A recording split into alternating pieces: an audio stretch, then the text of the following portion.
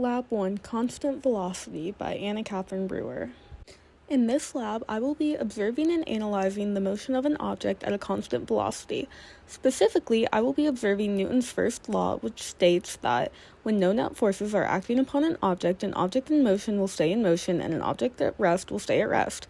I will be utilizing the velocity update equation to prove that when no net forces are acting upon an object, the initial velocity is equal to the final velocity.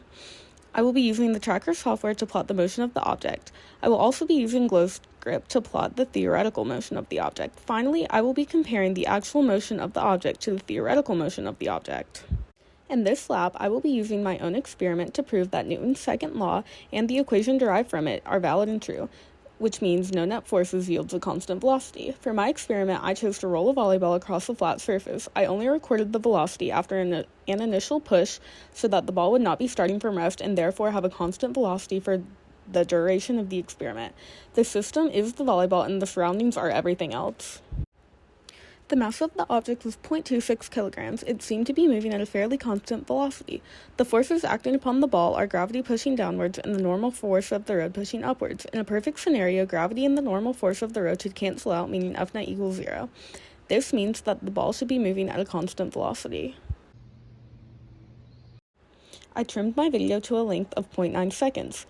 I used the tracker software to plot the position vectors for the ball over an allotted time period. The frames of the video were 1/30th of a second apart. I switched up the orientation of the x and y axes for my plots to make right the positive x direction and up the positive y direction. I did this to make my data easier to comprehend. I set the object's mass equal to 0.26 kilograms. Then I set the starting position equal to the starting position found in tracker. In this case, we were only concerned with the x component. I calculated the initial velocity by using the position update formula and the first two positions found by tracker. I set t equal to 0 and the time interval equal to 1/30th of a second.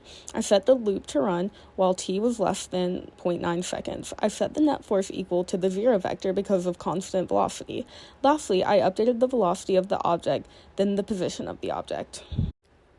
Here is an example of my data. Although the predicted and observed positions had different values, they followed an extremely similar upward trend. The observed velocity of the volleyball fluctuated over time, but the predicted velocity stayed constant. The predicted model does not take into account factors such as air resistance, friction, or a disproportionate start from rest. All the factors above could account for the differences in velocity between the two data sets. If I had switched the direction of the x-axis and made the left direction the negative x direction, then the position versus time graph would start in the same place but have a negative slope. In order to determine the individual forces that act upon the volleyball, which add together to equal the 0 vector, I would split F net into several components such as gravity and the normal force of the road.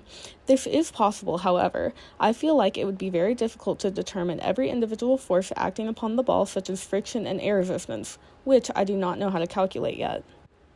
The volleyball should have rolled with a constant velocity if it was experiencing a net force of 0. This is because of Newton's second law, which can be represented by the predicted model I created on GlowScript. The reasons that my experiment did not perfectly match the predicted values were because of air resistance due to wind and friction from the road. The two forces mentioned above caused the volleyball to move slower than originally predicted. In order to redo this experiment with increased accuracy, I would roll the ball on a flatter surface, and I would also choose a less windy day to conduct the experiment, or I would do it indoors.